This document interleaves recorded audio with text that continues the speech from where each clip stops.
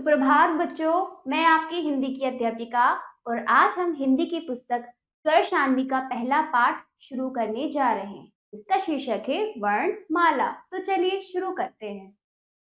पाठ 1 वर्णमाला। ठीक है, स्वर। तो जैसे कि वर्णमाला में जैसे कि हम सब जानते हैं, वर्णमाला स्वर और व्यंजनों से मिलकर बनती है। तो पहले हम स्वर का ज्ञान लेते हैं। चलिए, ये है हमारे स्वर। मेरे साथ आप उच्चारण करिएगा। अ आ इ ई उ ऊ री, ए आए ओ आओ अं अह। ठीक है, इस प्रकार हम स्वरों का उच्चारण करते हुए अभ्यास करेंगे। आगे देखते हैं व्यंजन। ठीक है, अब व्यंजनों का हम ज्ञान लेंगे, उच्चारण करेंगे। चलिए, क ख ग घ अंग। ठीक है, च छ ज झ इया। मेरे साथ बोलिए। ट ठ ड ढ अण। त थ द ध न। प फ ब भ म। ठीक है, आगे य र ल व। श श, इसको थोड़ा जोर देके बोलना है। श श ह श तुष।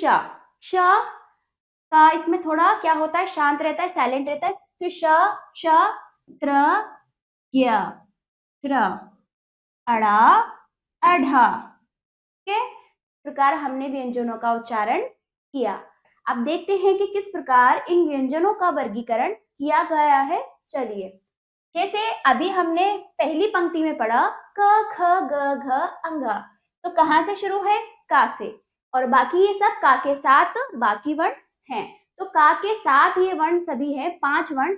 तो ये का से शुरू होने के कारण इसका नाम पड़ा क वर्ग। क्या पड़ा? क वर्ग। फिर अगली पंक्ति देखिए, च छ ज झ अया। तो चा से शुरू होने के कारण बाकी वर्ण भी क्या कहलाएंगे? चा वर्ग के वर्ण। फिर अगला ट ठ ड ढ अणा। तो टा से शुरू होने के कारण तीसरी पंक्ति देखिए, टा से शुरू होने के कारण ये टा वर्ग के वर्ण कहलाएंगे। अगला देखिए, त थ द ध न। इसी प्रकार ता से शुरू होने के कारण सभी ता वर्ग कहलाएंगे। अगला प फ ब भ म, ये इसी प्रकार ये पा वर्ग के वर्ण कहलाएंगे। ठीक है, ये तो हुए हमारे पांचों वर्ग अपने अपने नाम से, जहां से ये शुरू हुए हैं। क वर्ग, च वर्ग, ट वर्ग, त वर्ग और पा वर्ग। ठीक है, तो ये हमारे हुए। और जिस प्रकार ये पांचों वर्ग है ना, इनको कहते हैं स्पर्श व्यंजन। क्या कहते हैं? स्पर्श व्यंजन। हमारे मुख से उच्चारण होते समय हमारा कहीं ना कहीं हमारे मुख के प्रत्येक भाग को स्पर्श करते हुए प्रत्येक व्यंजन जब उच्चारित होता है, इसी कारण इन्हें स्पर्श व्यंजन कहा जाता है। क्या कहा जाता है? स्पर्श व्यंजन। ठीक है, अगला देखिए, य र ल व।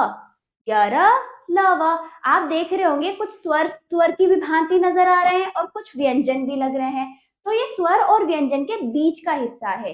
इसी कारण इसे अंत क्रिया, स्वर और व्यंजन के अंत्य क्रिया से इनका उच्चारण होने के कारण ये अंतस्थ व्यंजन कहलाए। ठीक है, ये ना तो पूरी तरह से स्वर होते हैं, ना ये पूरी तरह से व्यंजन होते हैं। अगला देखिए, श श स ह। इन्हें कहते हैं ऊष्म व्यंजन। ऊष्मा, गर्म वायु बाहर निकल रही, ऊष्मा यानी गर्म वायु बाहर निकल रही है हमारे मुख से। आप हाथ रख के इसका उच्चारण कीजिए, श श स ह।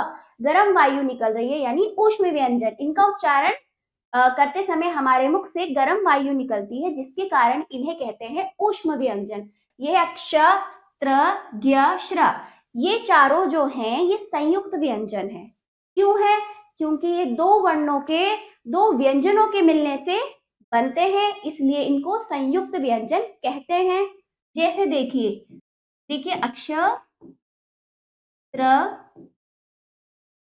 ज्ञ, श्र। देखो, अक्षर किसे? क और श से मिलकर बना है। क और श से। ठीक है, और त्र आधा ता, हलंत लगने के कारण आधा ता, पहला वर्ण आधा होता है बाद का पूरा, और र, त्र, या आधा ज और अइया से मिलकर बना है, ठीक है। और त्र कैसे बना है, आधा श और प्लस र, इनसे मिलकर ये अक्षर त्र ज्ञ श्र, इसी कारण इन दोनों का स्वर इसका उच्चारण करते समय जो वर्ण इससे मिलकर बने उनका हल्का सा स्वर होता है, जैसे क्षा, ये शा नहीं होता है, कृषा, कृषा, कु हमारा साइलेंट होता है, इसमें क्षा हल्का सा का की इसमें क्या होता है, उच्चारण होता है।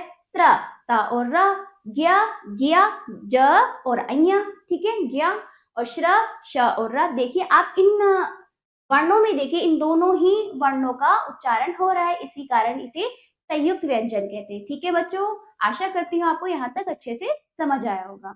अब देखिए अगला, अड़ा और अढ़, ये क्या है, अतिरिक्त वर्ण। हमें आवश्यकता थी और भी स्वर, तो हमें हिंदी को पूरी तरह से पूरा करने के लिए और भी स्वरों की आवश्यकता यानी ध्वनियों की आवश्यकता जरूरत पड़ी, तो हमने क्या, स्पर्श व्यंजन ड और ढ का स्वरूप परिवर्तित करके इनका उच्चारण अडा और अढ़ा कर दिया, ठीक है। तो ये क्या है, हिंदी में अतिरिक्त वर्ण के रूप में क्या हो गए, प्रयुक्त हो गए। यहाँ पर देखिए ड क्या हुआ, अडा, ढ ढ का परिवर्तित स्वरूप अढ़ा। तो ये जो हुए हमारे अतिरिक्त वर्ण हुए जो हमने व्यंजनों के अंदर लिए, क्योंकि हमें इनकी आवश्यकता थी, हमें उच्चारण के माध्यम से और भी स्वरों की आवश्यकता थी, ध्वनियों की आवश्यकता थी, तो हमने इनका स्वरूप बदलकर हमने अडा और अढ़ा बना लिया, ठीक है। तो चलिए आगे बढ़ते हैं।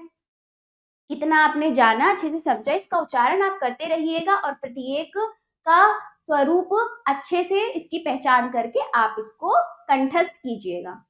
तो ये पाठ यहीं पर समाप्त होता है। आशा करती हूँ ये पाठ आपको अच्छे से समझ आया होगा। इसका अभ्यास कार्य आप अपनी अभ्यास पुस्तिका में जरूर कीजिएगा।